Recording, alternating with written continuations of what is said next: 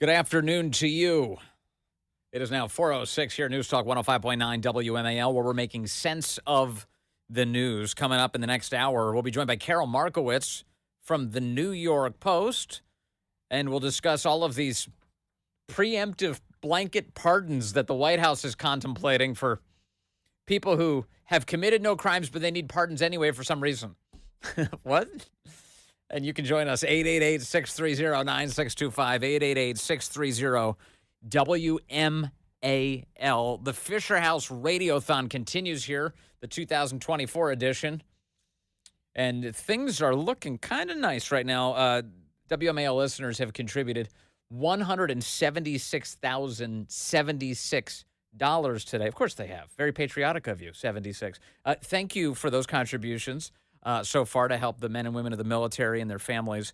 And I want to give a special shout out to Renee, who has made a $1,000 contribution. Renee in Stafford just made a $1,000 contribution. Renee, thank you. We applaud you. What an amazing gift to the Fisher House and specifically to the families, the military families. And now this, the American Legion Post 72 of Warrenton. I don't know. We practically need sound effects for this. A $10,000 contribution this hour. $10,000. I'm going to have to do some napkin math as to how many nights that's going to take care of for families in the Fisher House.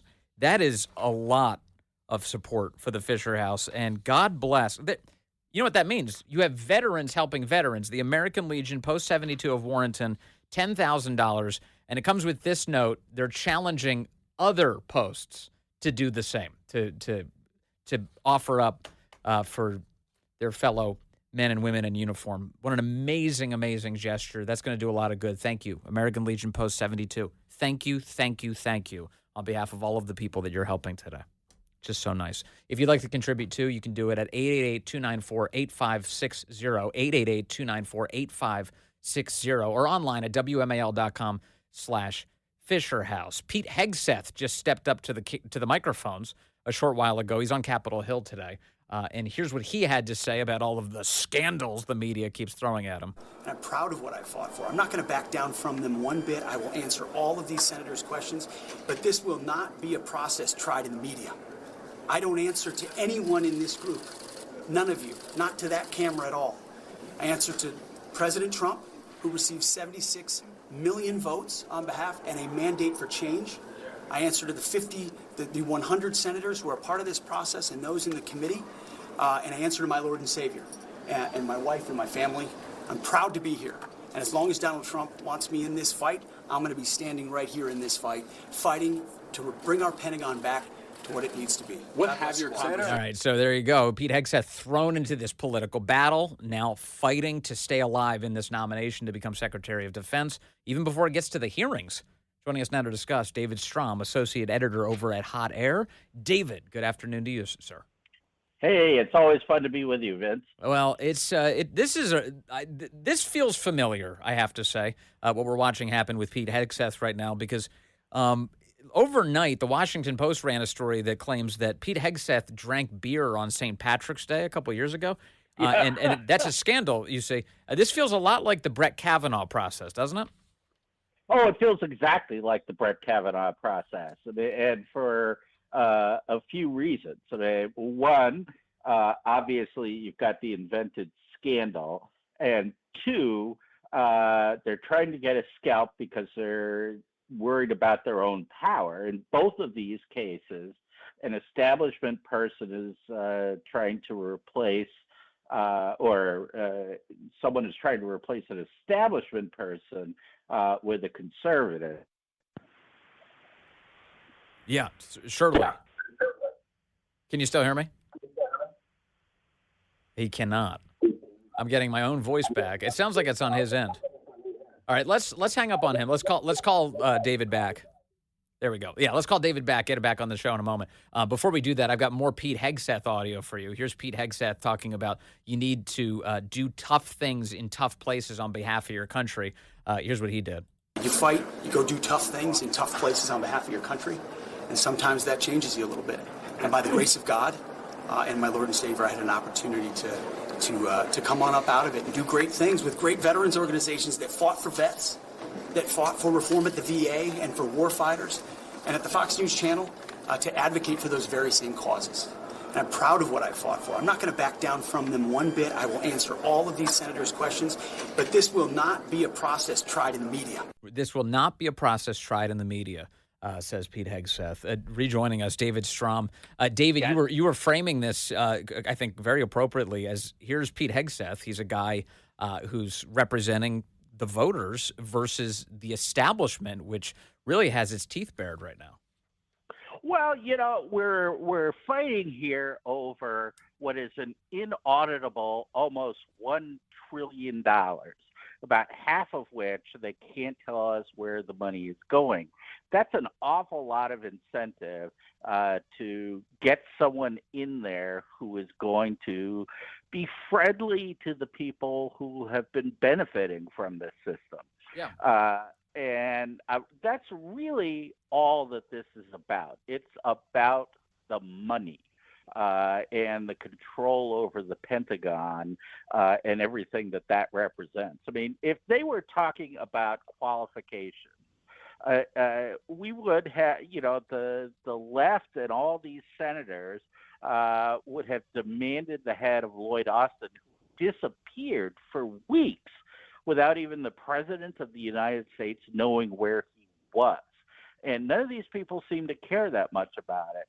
Pete Hegseth drank a beer on St. Patrick's Day, and they're going crazy. Well, let me just dwell on Lloyd Austin for a moment, because you're right. Lloyd Austin disappears for weeks on end. Nobody knows where he is, and he feels no obligation to be public about it, despite the fact that he's atop one of the most important organizations on the planet. And he's supposed to be accountable to the American people. Additionally, he's a defense contractor turned defense secretary. This is a guy who went from taking the Pentagon's money to then running the Pentagon and handing his old company a tremendous billions of dollars. And that is considered normal. That's fine. Actually, that's the kind of thing that gets you almost 100 votes in the Senate. You clear the bar, boom, you're the defense secretary. And yet Pete Hegseth drank the studio beers after the show was over on St. Patrick's Day, and that's supposed to be disqualifying? Well, it was warm, so you could argue that's disqualifying. but one of the things that hasn't really come up, but is actually in the background here, is the Trump team, and by extension Hegseth, has talked about barring Pentagon officials and generals from immediately jumping from their military jobs over to working for the contractors. And so, for each individual who's at the Pentagon who's whispering behind Pete Hegseth's back, you're probably looking at millions or tens of millions of dollars that they're afraid they won't be able to make, cozily on the outside. And so, we're hearing all about these character issues. We already know that the sexual harassment thing was completely made up, and it's just slander. Yes. We've got to keep our eye on the ball, which is the money and power. What do you make of the media's behavior through all of this? I mean, I'll just give you some basic examples. A number of these stories are predicated on anonymous people making the smears. And then you've got on-the-record responses from Fox News hosts and colleagues and military veterans who are coming out and saying, actually, Pete Hegseth is a stand-up guy, that these anonymous stories don't bear any resemblance to the guy I know. Additionally, you watch that New York Times piece come out over the weekend sharing a private email between mother and son, and the mother comes out and says, not only did I send that email, she said, but 2 hours later I sent an apology to him, and nobody, the media is not really talking about that. What do you make of the media's behavior amidst all of this? Well, I call them the Pravda media. I mean, they write what they're told to write. They're stenographers for the people in power. That's all they are. That's 100% of what they do. And some of that is that they're lazy. They can just talk to people on the phone, but a lot of it is again, the money and power. It's a very cozy little circle where everybody is watching everyone else's back. I mean, by now, everybody should know that if it's printed in what we used to call the mainstream media, it is what they want you to believe. It's the narrative. Yeah. It has very little to do with reality. It may overlap with it, and it may not. They're indifferent to the truth. Finally, what do you think? What do you think of these Republican senators, namely Lindsey Graham and Joni Ernst, who are paying lip service to the idea that they're taking Hegseth's nomination seriously, but they sure seem to oppose it pretty fervently? Oh, absolutely. I mean, all the rumors are is that Joni Ernst wants that job and is shivving Hegseth in the back. And I mean, I don't know Joni personally. I don't want to imply anything bad about her character. For Lindsey Graham, it's just he's Mr. Forever War.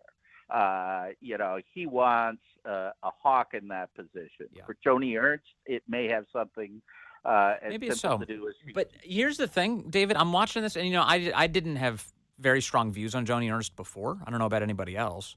I like that she wants to do some government efficiency stuff with Doge. That's apparently something she's been up to. But she may not realize, maybe she does, this moment will define her for the rest of her political career. If she continues down the road that she's on right now, she will forever be just written off as a Mitt Romney, just a jackal, just somebody who is not actually serving the needs of the voters. And so she would do well to recognize that she has an opportunity here to actually meet the needs of voters. Well, one of the things that people don't understand about Washington, D.C. is it's very small and it's a very small bubble. And so she may not be getting the feedback from outside. She probably sees it in the media that people are angry. But everyone that she interacts with is probably saying, you go, Joni. Try to get that job. But you're absolutely right. This could ruin her politically. I just hope she sees the light here. All right. Thank you, David Strom over at Hot Air, the guy who always sees the light, and then he writes about it. Hey, David, thanks for talking to us today. That's right. It's the Fisher House Radiothon. And, the men and women of the military are special people. Their families, special people. Too often left behind. But the WMAL audience steps up every year to take care of them, and we're so proud to do this Fisher House Radiothon. Joining us now to talk about her experience with the Fisher House is Judy Smith. Judy's husband, Randall, is a Vietnam War veteran. Judy, good to have you with us. Thank you. Thank you. Judy, I'm told that your husband needed a blood test, and then went in for the blood test, but then ended up staying in the hospital for a year. How did this happen? Well, we were living in Arizona, and we were here in Los Angeles for a blood test, and in the process, he fell and broke his femur. Oh, no. And between the surgeries and the other complications, he ended up having to stay here over a year. Wow. Yeah. So you end up staying. In LA for over a year. So I presume that's where the Fisher House came in to give you some support. Yes, I feel that God has blessed me with the Fisher House, and I'm eternally grateful. Without the wonderful people here, Irma, Sandra, and Omar, at the Fisher House, and the other families that have come and gone and been in the Fisher House with us, I feel like God has placed them in my life. And here at the facility, Randy would not have made the progress that he's making now if it wasn't for the Fisher House. So you travel to L.A. He's going for a blood test. He falls, breaks his femur, and then all sorts of chaos ensues. Did you know about the Fisher House prior to this? How did you find out about it? He was in the hospital at the VA, and the social worker asked me if I wanted to stay at the Fisher House. And she sent me over, made an appointment. And once I got there, I found that the Fisher House takes care of all my daily needs, including food, laundry, safe place to sleep, so that I can concentrate on Randy's recovery. It's been a gift. Did you ever definite gift. Did you ever sit down and do the math on what it would have cost you to stay in L.A. for a year to support your husband if it weren't for the Fisher House? No, I didn't, but it would have been extra. We could not have afforded it. I'm not sure what I would have done. Yeah, it's especially for him. I'm able to be here on a daily basis for him and support him mentally and physically and help him with the exercises. I wouldn't have been able to do that. I'm not sure what we would have done. Judy, I'm sorry, just to make sure I think I'm understanding you. Are you with the Fisher House now? Are you staying in the Fisher House right now? Yes, I am. I'm currently at the nursing home where Randy is staying, learning to walk again, and doctor's appointments and that sort of thing. So that's where I am right now. But the Fisher House is only less than a half a mile from the. And you've been there, for over a year now. My goodness. Do you know how much longer you'll be there, you think? I'm hoping in 3 to 6 months he's starting to take steps now and Wow. improving greatly. I can walk from the Fisher House to the hospital where he's doing his therapy. Amazing. Well, our prayers are with you, Judy. Best of luck to your husband. Thank you for his service. Thank you for your service. And we're going to do our best to see if we can't help out the Fisher House a little bit more to help people like you. Thank you, Judy. Oh, they certainly would need it. Thank you so much. So sweet. Judy Smith, thank you for that. If you'd like to support the Fisher House and Judy Smith, you can do that at 888-294-8560, 888-294-8560, or WMAL.com/Fisher House. Stay with us. Good afternoon to you. It's 4:35 now, News Talk 105.9 WMAL, where we are making sense of the news. Coming up, 5 o'clock, Carol Markowitz joins us from the New York Post. We're going to talk to her about the Biden White House plotting pardons for people who haven't been charged with crimes. Anthony Fauci and company, a blanket pardon for Anthony Fauci. What would you need to pardon him for? Carol Markowitz reacts.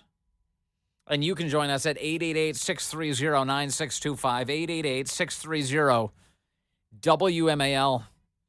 This is the Fisher House Radiothon here on WMAL. Once a year, we see what we can do to help the Fisher House out as they help the men and women of the military and their families. The updated total here for you now. Things are moving along. This is very nice. I'm telling you, Corey, we've got the best audience. 198,749 That means we're this close to breaking the 200,000 mark. Speeding along as we help the Fisher House. I love this. You can do it too at 888-294-8560, 888-294-8560. The website, WMAL.com/Fisher House. More on the Fisher House ahead. In fact, Marla is calling in from Clifton, wants to talk about the Fisher House. Line 3. Hello, Marla. You are on the Vince Colonnese Show. Hi, Vince. How are you doing? I just wanted to tell my story about how grateful I am for the Fisher House. When I was active duty, I was stationed in Fort Belvoir, Virginia, and I was pregnant, and I had some pregnancy complications. So it was very early in the pregnancy, so they sent me to Walter Reed Hospital in Bethesda because their NICU would be able to handle such a premature baby, and Fort Belvoir wouldn't. And I ended up having an emergency C-section and this very premature baby. And so the Fisher House, they let me stay at the Fisher House there on the Walter Reed base complex. And it was so helpful because I was recovering myself from a C-section. Yes. And I had to pump milk every 3 hours and walk it over to the NICU. And so that was just tremendously helpful to have, be right there because I lived over an hour away and it would have been very difficult to negotiate that. And how long was your baby in the NICU? 2 months. 2 months. Were you at the Fisher House for that whole time? Yeah. So 2 months, and you were able to be there with your baby as you recovered and as your baby was getting strong. Yes, and it was just amazing because they have very limited visiting hours in the NICU, and so they, they've got them in the little plastic bubble, and you're only allowed to visit for an hour or something like that. And so to be able to be that close and walk over and be there for that time instead of, trying to drive and get stuck in traffic and, all of that stuff. It was just so helpful. How's your baby? And, How's your baby now? It was very difficult. He's 9, and he's, yeah. I mean, it was very difficult because we didn't know at that time. It was very touch and go whether he was going to make it. But he's 9. He's very healthy and strong. He plays ice hockey. He plays drums. He's amazing. And so I'm just so grateful that Fisher House was available for our family at that time. Just amazing. Marla, thank you. I appreciate that call, and God bless you for it. Thank you. Thanks, Ben. That's Marla calling it from Clifton. She just wanted to tell us about her experience with the Fisher House. That's so great. So great. Yeah, you can support people like Marla. 888-294-8560. A lot of calls coming in on Pete Hegseth and the fight to make him the next Secretary of Defense. This feels like an important one, doesn't it? I think so. Joe is calling in from Mount Airy right now on line 2. Joe, good afternoon, sir. You're on the Vince Coglianese Show. Hi, Vince. Good afternoon. Love your show. Thank you. Yeah, today, listening to about Pete Hegseth drinking a warm beer on the Fox channel, it made me think, being Irish, 2 things. It's not about drinking beer on St. Paddy's Day. It's about being Irish, not wasting anything. And for a man that would drink a warm beer on a St. Paddy's Day and not pour it out, especially on a TV studios, that tells me he's definitely going to be looking out for every penny in the budget in the Defense Department. This guy will finish. More reason why he will finish. Yeah. Yeah, he'll finish the warm beer at the party. That's the guy. He lets nothing go to waste. Yeah. Meanwhile, what is our Defense Department doing now? We're abandoning military equipment in Afghanistan by the billions, giving it to the Taliban. Exactly. Pete Hegseth doesn't let warm beer go to waste. He'll drink it right up. Yeah. He'll look at every penny in the budget. That gives me more reasons why the Senate should make him head of the department. Yeah, it tells you something about a man. Actually, it's funny. Somebody messaged me who said they've been an engineer, I think, in television for many years, and was laughing this whole story off because they said if any food or drink had been left behind after a show, the crew is all over that. It's not like it just disappeared. Everyone wants to eat or drink what's left. And by the way, I work in radio. Literally on this show today, we were just handing out leftover pieces of lunch that were handed around earlier in the studio. So the idea is this stuff is media people. They jump all over this stuff. They're just jealous they didn't get to it first. That's what I'm hearing today. Thank you, Joe. They know how to twist the story. Yes, they do. They make a good thing a bad thing somehow. Joe, thank you. Let me see here. You, Vince. Love your show. Jim is calling in now from wonderful Naperville, Illinois, line 1. Hello, Jim. You're on the Vince Coglianese Show. I loved Joe's call, man. He's spot on. He's not going to waste any money. Yeah, that's right. He won't. He doesn't. We want him in there. He doesn't waste the warm beer. That's a big ask, If I'm cleaning up at the end of parties and there are a couple of warm beers sitting around, to be honest, I don't think I can go the distance like Pete Hegseth did. But that's yet another sign of his service to this country. If you pour just a little salt on the top, the head comes back up. So you know what I mean. So wow. You can do But and many a German likes a warm beer instead of cold. That's true. Just ask.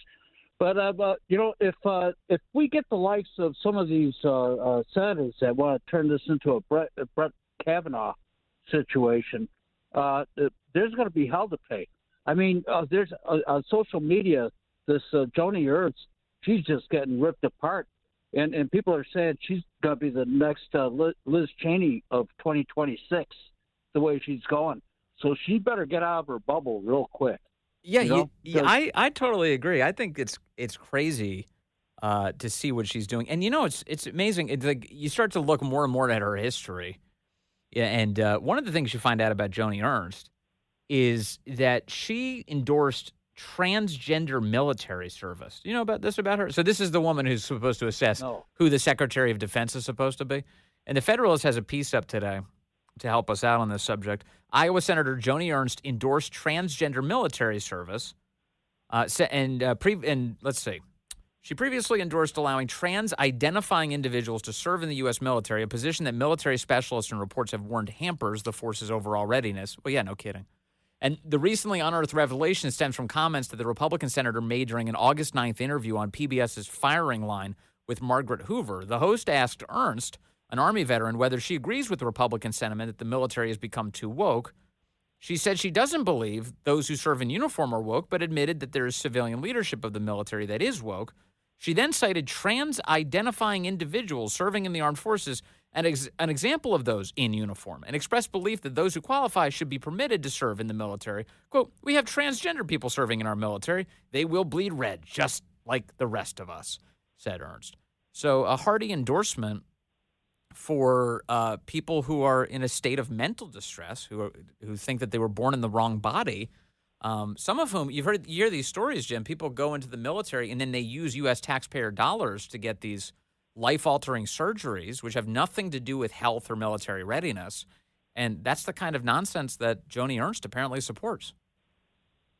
Well, we're going to become much more aware of it, because I'll tell you what, there's a lot of people that have been sitting on the sidelines that haven't been involved in social media because of the obvious Twitter versus X, Facebook, and all that we got all kicked out. Yeah. All right. So we've got a whole, most of the communications I have are friends to friends, Yep. people to people. Yep. Right. Outside of that social media enterprise. But we're starting to get back into it. And I'll tell you what's going to happen. There's going to be a swell of money that's out there. And especially as Trump gets our economy back to where people have a sure footing, on which to stand. And they're doing an excellent job, Trump and his staff of running exposing Yes. these rats. That is one of his talents. And these rhinos and that.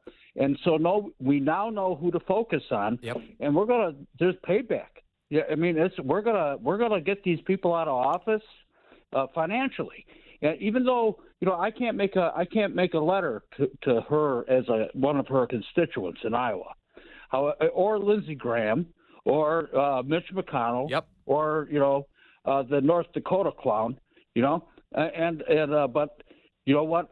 What's going to happen is we can send money, and we're going to have them defeated. Even though we don't live in the district, we're going to send money to get those people out. Yeah, that's how you can do it. Yeah, because if you call their office, they'll say, "Oh, you live in Illinois?" Yeah, no, we don't care, and then they hang up. That's how it usually works. But yes, you're right about that. You can contribute to their primary opponents, and you're also right that President Trump is the great clarifying agent of our time. It seems like everything he does exposes people for who they truly are. Hey, Jim, thank you very much for the call. Appreciate that. And thank you what you're doing for Fisher House. Thank you, guys. Oh man, we love the Fisher House. That's why we do it. Let me see here. I've actually got some audio for you. This is Joni Ernst on PBS not too long ago. So the example of transgender people serving in our military. We have transgender people serving in our military. They will bleed red just as the rest of us. But I also take a stance that we should not be integrating transgender people into certain situations where it does make, if you have a female barracks and you have a transgender woman who has not transitioned, we shouldn't make the rest of the unit uncomfortable about that setting. There are certain accommodations we can make for that transgender individual. What does that mean, though? If the dude says he's successfully transitioned, then he can stay in the women's barracks? But if they bring value to our unit, if they have specialties that we can use, especially if we want to maintain an all-volunteer force, we want to bring that talent into our services. And I know that's controversial, but again, I'm looking at what's good for our nation. And believe me, when we're facing a recruiting challenge right now, if people are physically willing and able to serve our country, we want them to do so. Transgender talent in the military, says Joni Ernst. So if you're wondering why she objects to Hegseth, he's the guy who says we need to not be wrapping ourselves around our own axle on all of this nonsense and instead be focused on lethality, on creating an effective, winning military. She's not on the same wavelength at all. She's in a completely different wavelength, and that's why one of the many reasons she doesn't support him, including apparently that she wants that job, and that's the resume she brings. If she gets more votes with that view as a nominee, God willing, it doesn't get there. Congress remains as jacked up as it's ever been. It's 448. By the way, Alabama Senator Katie Britt has come out and announced she is supporting Pete Hegseth. She met with him today. Very supportive of him. It's a good update. It's the Fisher House Radiothon here on WMAL. I want to send a special thank you to Thomas from Fremont, California, who just made a $1,000 contribution from 3,000 miles away. Thank you, Thomas, for that. See, if he can do it all that distance away, you could do it nearby. The number is 888-294-8560, 888-294-8560, online at WMAL.com/Fisher House. Joining us now is Annah Brice. Annah is the spouse of an active duty service member, and she joins us now. Annah, good to have you with us. Thank you. Good to be here. Thank you. Annah, tell me first and foremost about your husband and about the Fisher House and how you came into contact with it. Oh, yes. So my husband has been in the military for about 11 years now, and a little bit over a year ago, my daughter got sick with severe aplastic anemia, and we were living in Germany at the time, and I had to go back to the United States for treatment with my daughter alone while my husband finished things in Germany. So we stayed at the Fisher House, that was my first experience with the Fisher House, actually. Where was what hospital and Fisher House were you at? So we were at Fisher House in Tacoma, Washington, at Madigan Hospital. Got it. Okay. So you had to fly. How often did you have to fly to Tacoma? So we actually just moved to Tacoma. It was at the JBLM, Joint Base Lewis McChord Base. Got it. And we lived at Fisher House for months before we were able to get a house over there. And my husband was able to meet us in Washington and live with us full time during my daughter's treatment. Wow. What was that like, having the Fisher House there to support you? Oh, it made everything so much easier. Everything that I loved about the Fisher House is you didn't have to worry about bills. You didn't have to worry about cleaning. You didn't have to worry about food. They supplied everything and provide everything for you. So the only thing you had to do was just focus on your sick family member, which in my case was my daughter. She was 5 years old at the time. She's 7 now. She's doing a lot better. But they did everything for us. Even in some situations where we even didn't need the help, they went above and beyond for us. I love that. So at the Tacoma, Washington Fisher House, is that on the military base there? Yes, it is on the military base. There are 2 locations, and we stayed at the one that was nearest to the hospital. Right. Because it just made more sense for our family since my daughter was staying at the hospital and we were at Fisher House. So the reason I asked that is because for a couple reasons. One, I want people to realize that the neat thing about these Fisher houses are they have this public support, but the military has a deal with them where they are set up right inside these bases in many cases, right next to the hospitals. And so for your husband must be watching this from a great distance in Germany and having at least some sense of relief that you're staying in a nice place on a military base right next to the hospital. Oh, yes, absolutely. And the entire time I was in direct contact with him, and they were also in direct contact with him, and they were also supporting him from Germany as well. Not only just supporting our family in general, but also him and keeping him updated. And even the hospital partnered with Fisher House in coming directly to Fisher House whenever my daughter moved to the Fisher House as well. Yeah. Just coming to Fisher House to care for her. I love that. Everything is connected. It's very family oriented, and they thought of everything. It's insane. Anna, thank you for telling this story. It's really helpful. It's a big deal because it gives people a sense of how good the Fisher House is and the work that they do. Anna, thank you for everything. Thank you very much. Thank you. You have a great day. You too. That's Annah Brice. Great military family. Her daughter had a tough battle with a tough illness. Able to recover at a Fisher House. It was thanks to the support of people like you. 888-294-8560. 888-294-8560. WMAL.com/Fisher House. I've got a big update for you on our grand total. And joining us ahead, Carol Markowitz from the New York Post.